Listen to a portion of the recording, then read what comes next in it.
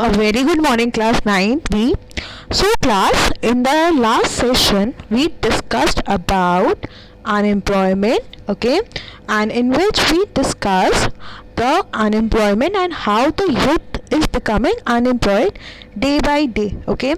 Now, in today's session, today we will be continuing with unemployment only, and today we will be discussing about employment in the scenarios in the three sectors, as we have studied about the three sectors of our economic activities, which were your primary, secondary and tertiary. Now in primary sector comes agriculture, which is the most labor absorbing sector of the economy. In the sense, class, it requires lots and lots of the labors, and more than 70% of the country's population was there in the field of agriculture. But with the passage of time, we can see that there is decline in employment in the field of agriculture, okay. And because of disguised unemployment, we have studied what is disguised unemployment. So we can see that there is decline in the field of agriculture also in terms of employment. So now the labors were surplus in the field of agriculture and they have to be removed, and as a result the people who were unemployed, they went to the tertiary sector, okay, and the tertiary and the secondary sector. Now in the secondary sector, small scale manufacturing is the most labor absorbing. Earlier it was your agriculture, now it is your manufacturing, okay. We can see that more and more people are required in the field of manufacturing. So with the passage of time, more and more people went in manufacturing so that they can be employed. Now moving upon your tertiary sector, we all know that this sector is the working sector, and various new services have been emerged in it, like biotechnology, information technology and so on. So because of this, there have been created with more and more job opportunities, so they have helped the people in giving jobs. Now we will discussing about a story of a village. So class, there was a village that was inhabited by several families, and each family produced enough to feed its member, in the sense that they were satisfied with whatever little they were getting, okay. And each family meet its needs by the members making their clothes, teaching children of their own. So they are earning ways. They were making clothes, they were teaching their own children so that their children can be educated. Now one of the families decided to send one of its son to an agricultural college. Now it happens that every family wants the best for their child, so they decided to send their son in the college of agriculture so that he can learn better.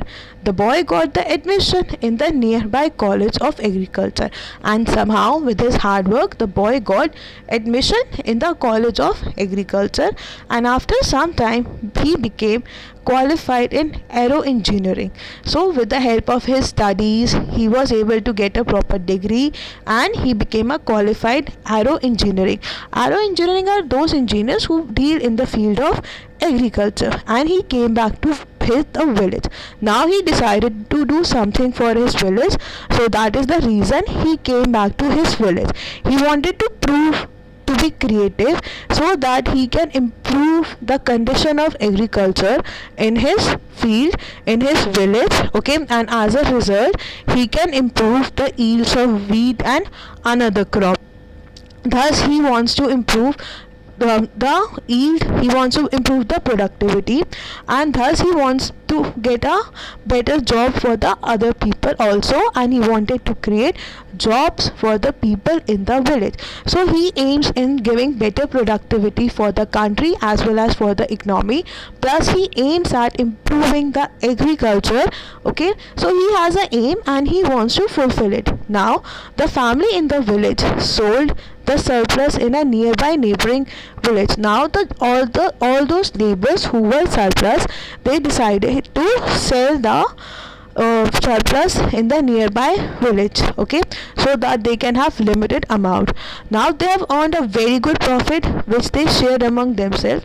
So whatever the family earned a profit, they earned, okay, they shared with themselves with the family members. And now, inspired by the success, all the families after some times held a meeting in the village.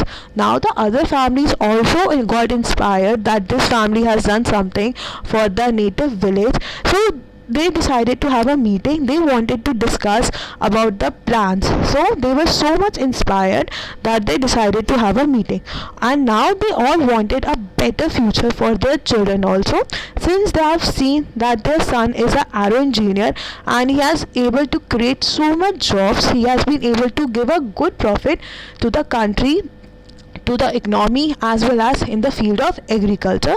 So everyone in the village was way too motivated. Now they requested the panchayat to open a school in the village. So obviously they wanted every child of them to get educated. So they requested the panchayat, who is considered to be the head of the village, so that he can open a school.